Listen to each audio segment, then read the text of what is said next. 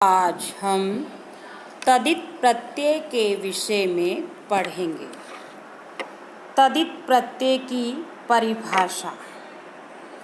जो प्रत्यय संज्ञावाची, सर्वनामवाची, विशेषणवाची और अव्ययों के बाद लगाए जाते हैं उन्हें तदित प्रत्यय कहते हैं। तदित प्रत्यय किस में लगाए जाते हैं बेटा? शब्दों में। वो शब्द कौन कौन से हो सकते हैं?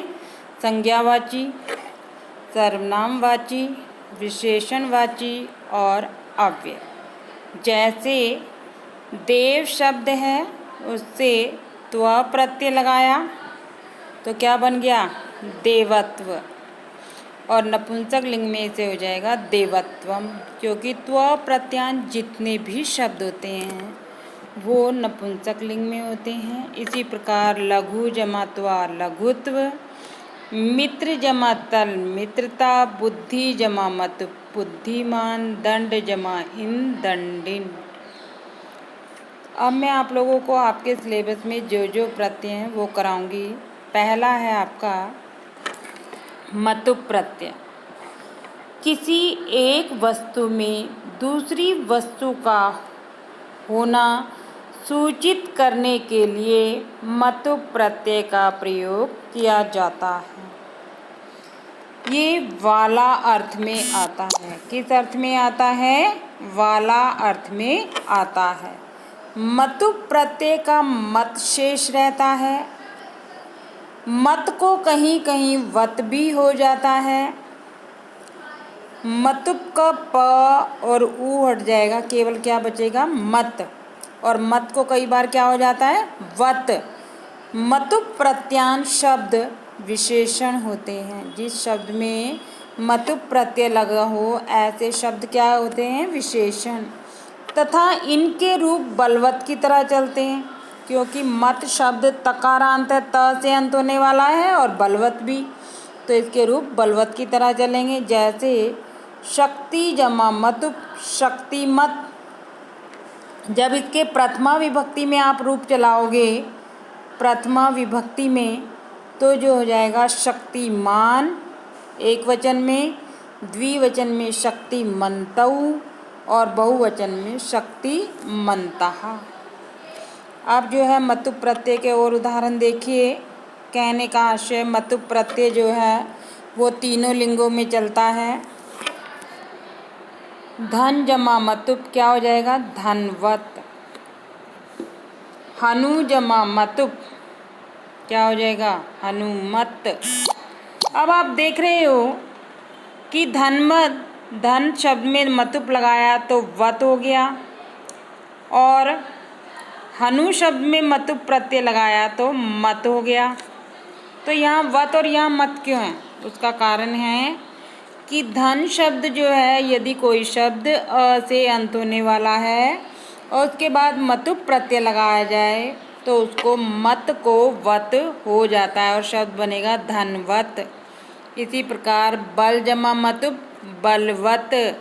बल के अंत में ल में भी आ है, इसलिए यहाँ मत को क्या हो गया? वत।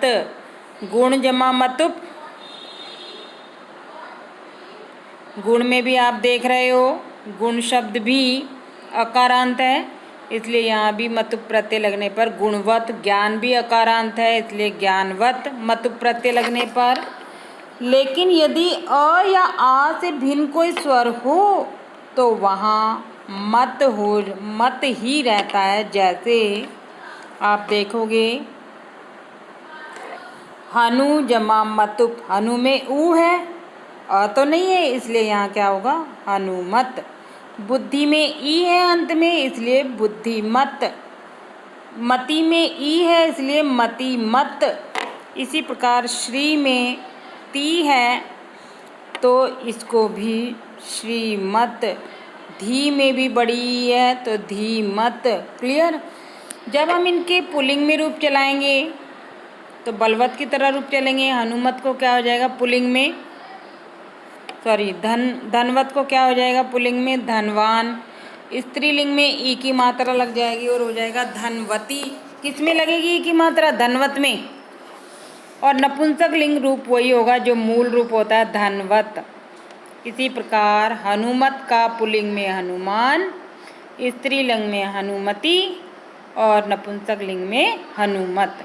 बुद्धिमत को बुद्धिमान पुल्लिंग में, स्त्रीलिंग में बुद्धिमती और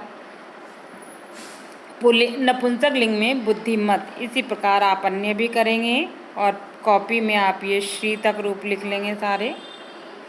नेक्स्ट देखिए, मतु प्रत्यय के बाद है आपका इन प्रत्यय। इन प्रत्यय भी तदित प्रत्यांत है, तदित प्रत्यय है।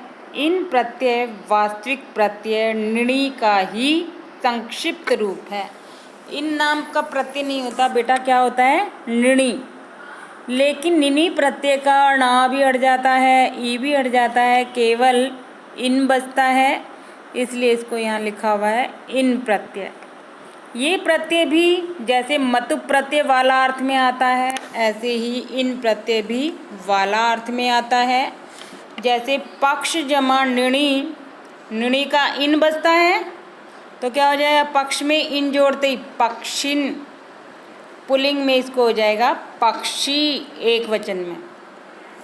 इसी प्रकार आगे देखिए, इन प्रत्यय के और भी उदाहरण देखो।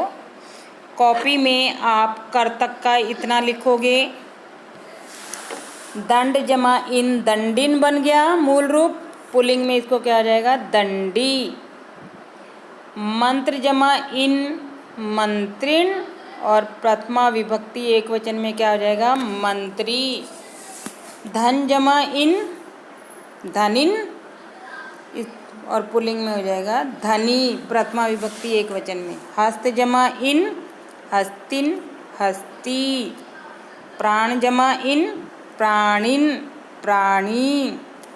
ज्ञान जमा इन ज्ञानिन, इसको पुल्लिंग में क्या हो जाएगा ज्ञानी।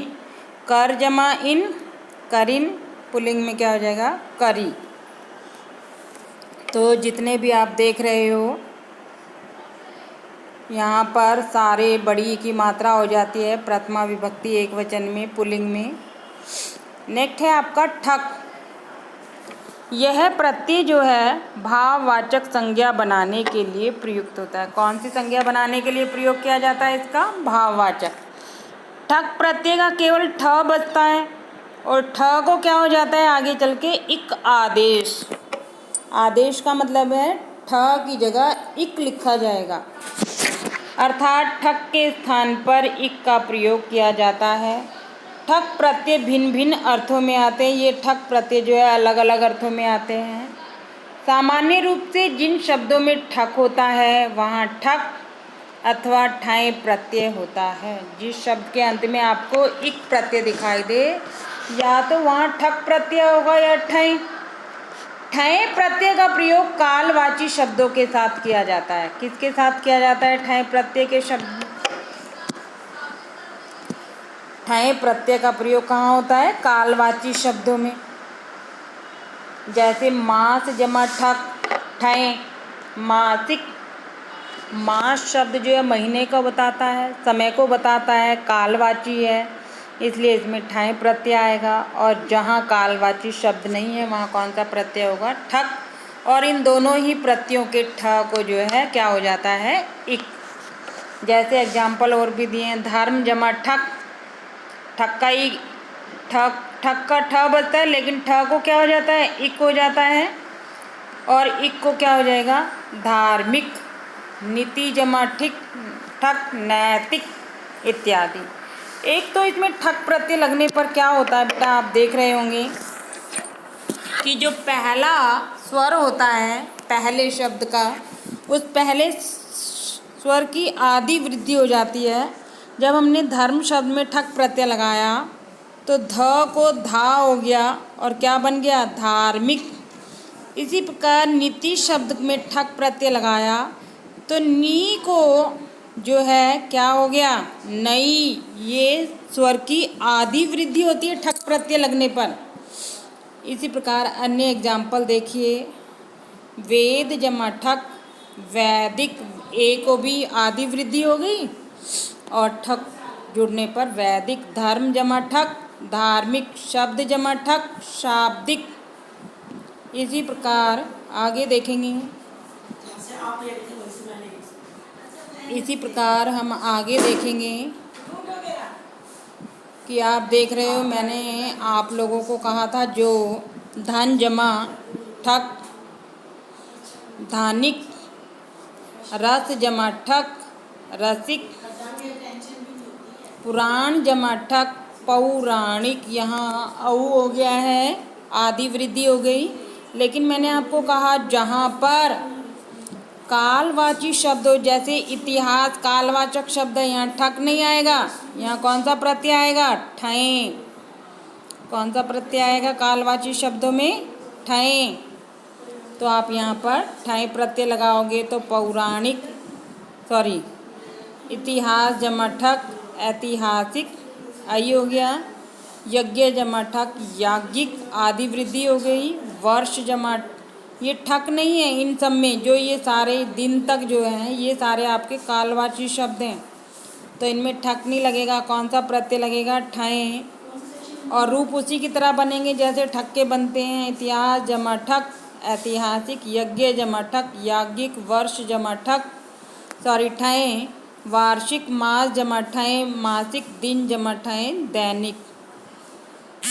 नेक्स्ट देखिए, त्व प्रत्यय।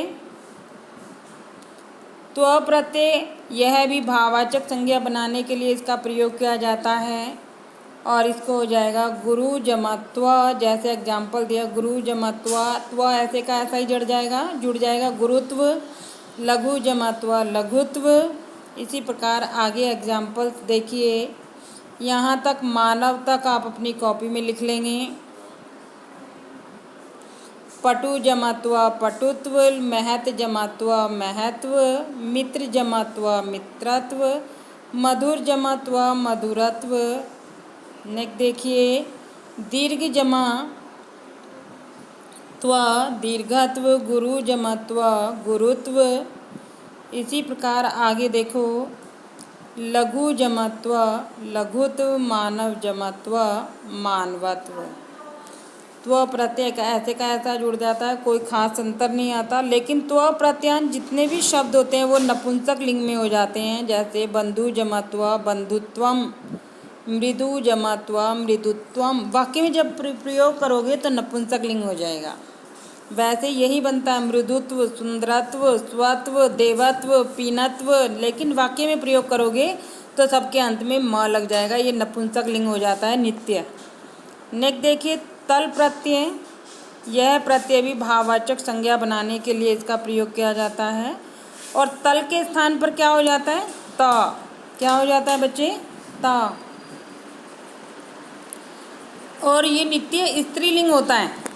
कैसा होता है? नित्य स्त्रीलिंग। जैसे आप यहाँ देख रहे हो, प्रसन्न जमा तल प्रसन्नता, तल की जगह क्या हो जाता है? ता।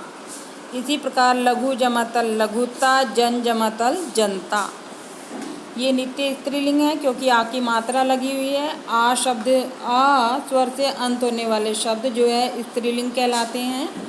इसी प्रकार अन्य एग्जाम्पल्स देखिए, मृदु जमा तल मृदुता, प्रिय जमा तल प्रियता, महत जमा तल महत्ता, शुष्क जमा तल शुष्कता। ये सारे भाववाचक संज्ञा के लिए इनका प्रयोग किया जाता है। नेक्स्ट है आपका स्त्री प्रत्यय। आज मैंने आपको पहले तदित प्रत्यय कराए थे, अब स्त्री प्रत्यय करा रही हूँ। स्त्री प्रत्यय में आपके दो प्रत्यय हैं, नीप और टाप।